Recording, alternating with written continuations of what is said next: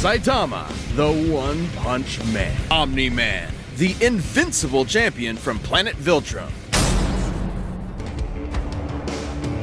Life is pain, brutal and short. The challenges we face during our brief sojourn on this tiny blue marble are what make us human. They light a fire in our soul. They make it all worth something. Without them, we are lost. For this failed salaryman, all it took to get that fiery passion back was to save this butt-chin child from a crab monster in underwear. That was a sentence. This man was Saitama, and he was going to be a superhero. And so he trained, pushing his body beyond its limits and shattering the boundaries of humanity. So hard, his friggin' hair fell out. Saitama's strength grew exponentially day by day, with the goal of becoming the greatest hero who ever lived. And much to his horror, that's exactly what he got. All it took was one punch. Damn it!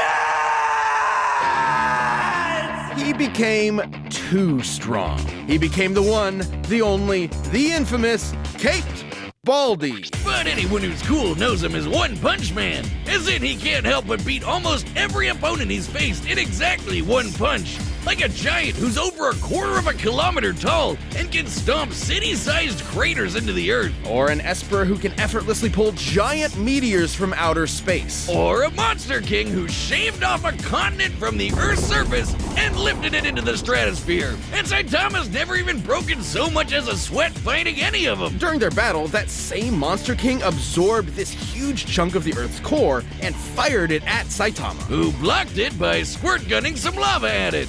Saitama's created after images just by hopping side to side, defeated a martial arts master with his butt, and survived the inhospitable vacuum of space after being kicked all the way to the moon and before jumping back to Earth in about 16 seconds. That's 8% the speed of light. Kinda like the time he blocked attacks from this alien dude who stated to move near light speed, or punch so fast his fist starts to blue shift. You know, that thing that happens when you approach the speed of light? Saitama utilizes his absurdly superhuman strength and speed with techniques like his devastating normal punch. And if he wants to amp it up, the consecutive normal punches. Are you kidding me? Those are his attack names? What kind of self-respecting anime protagonist is he? Plain and simple, he's a satire of one. Instead of seeing his journey from the beginning and enjoying his struggle to the top, we join him when he's already there. Basically, imagine if Goku went Super Saiyan in his fight against Jackie Chun. Kinda sucks all the drama out of it, doesn't it? And that's the point. Far from the power fantasy the genre is known for, Saitama's life became an existential nightmare. Without suitable conflict, the struggle that had heretofore defined him became meaningless.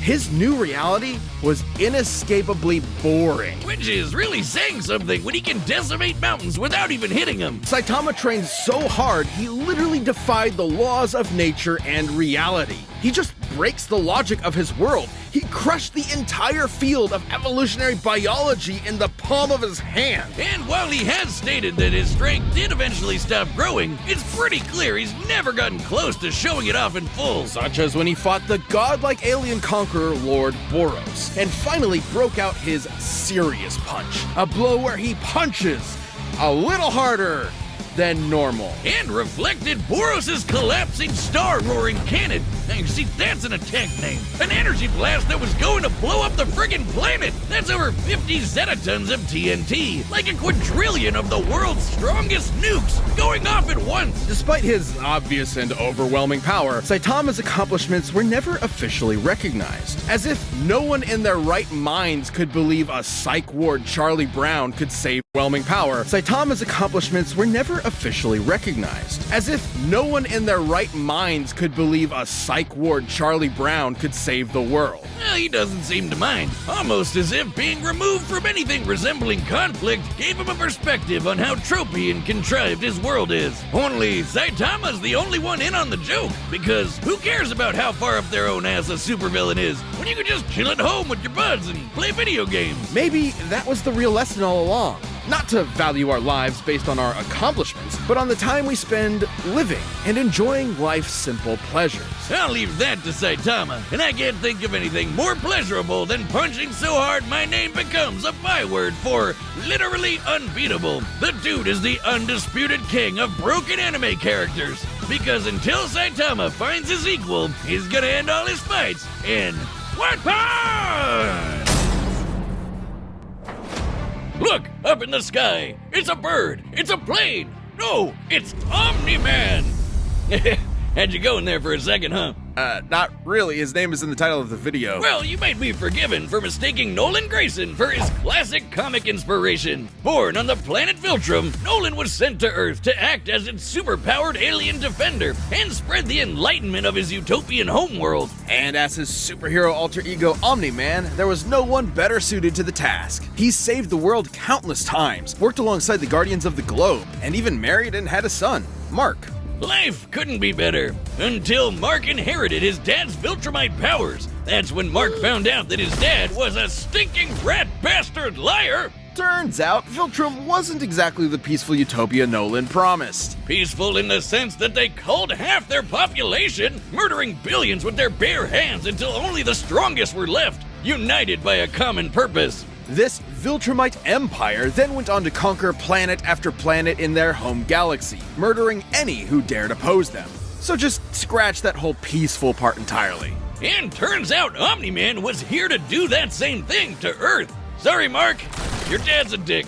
Even worse, he's easily the most powerful being on the entire planet. Imagine combining the raw power of a Kryptonian and the bloodlust of a Saiyan, and what you get is basically a Viltrumite. Due to their unique DNA, Viltrumites are composed of smart atoms that they can manipulate to achieve superhuman feats, like holding their breath for weeks on end by drawing more energy from the oxygen inside them. Viltrumites can fly, withstand near absolute zero temperatures, and even possess insane healing factors. You know, stuff like getting punched through the stomach, having your guts ripped out, or having your face smashed up in a tomato soup. I don't mean to exaggerate, but Viltrumites in this series get fucked up and somehow survive. However, too much trauma to the brain or heart can overtax their healing factors, and intense heat can be especially damaging. Even the most powerful Viltrumites can be killed by extended baths in the spicy hot plasma of a star. And because of their abilities, their inner ear vestibular system is far more sensitive than a regular human's. Intense sonic pressure will disrupt their fragile equilibrium and even prevent them from flying. Though pushing themselves to their physical limits only ends up making them way stronger. And considering Nolan has been alive and planet conquering for thousands of years, he's easily one of the toughest Viltrumites around. Like, other aliens attacking him will literally splatter their bodies against him. But Mark didn't inherit everything from his dad. Despite his alien genes, Mark was raised as a human with our weak, pathetic human values like love and compassion and not brutally murdering the shit out of everyone you see like a maniac. Really made it difficult for Nolan to relate to his kid. Such as when these aliens invaded Earth. Mark tried his best to minimize casualties and outsmart his numerically superior foes. Nolan, meanwhile, tackled their leader through the portal back to their homeworld, then spent some time systematically annihilating their planet for even daring to take Earth from him. Classic generational divide. Annihilate is underselling it. Nolan flew so fast that his body lit their planet's atmosphere on fire, creating massive country-sized explosions, with his own body as the projectile. Omni-Man has flown across galaxies in only a week, survived punching a hole through a planet, and even deflected a meteor the size of Texas. Assuming that means the diameter of the meteor is equivalent to the distance from the top of the Panhandle to the Gulf of Mexico, that would make it 1,300 kilometers wide. And weigh over 4.6 quintillion tons, moving at re-entry speeds of over 11,000 meters per second, it had hit with enough energy to destroy the moon twice over. So Omni-Man is strong enough to slaughter those who considered him an ally, the Guardians of the Globe, all to ensure as seamless a transition to the coming Viltrumite rule as possible. Too bad for Nolan, it wouldn't be that easy, because he'd have to go through his son first. Mark was horrified by his father's treachery, spurred on by the reveal that Nolan only viewed his mother as a pet, a disposable broodmare. Invincible fought Omni-Man to save the planet. And that's when Mark's real Viltrumite training began. Get it?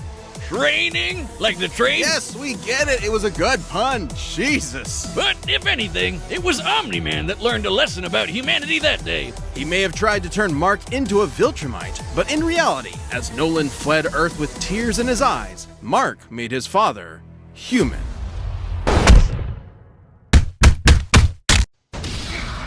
The winner is Saitama.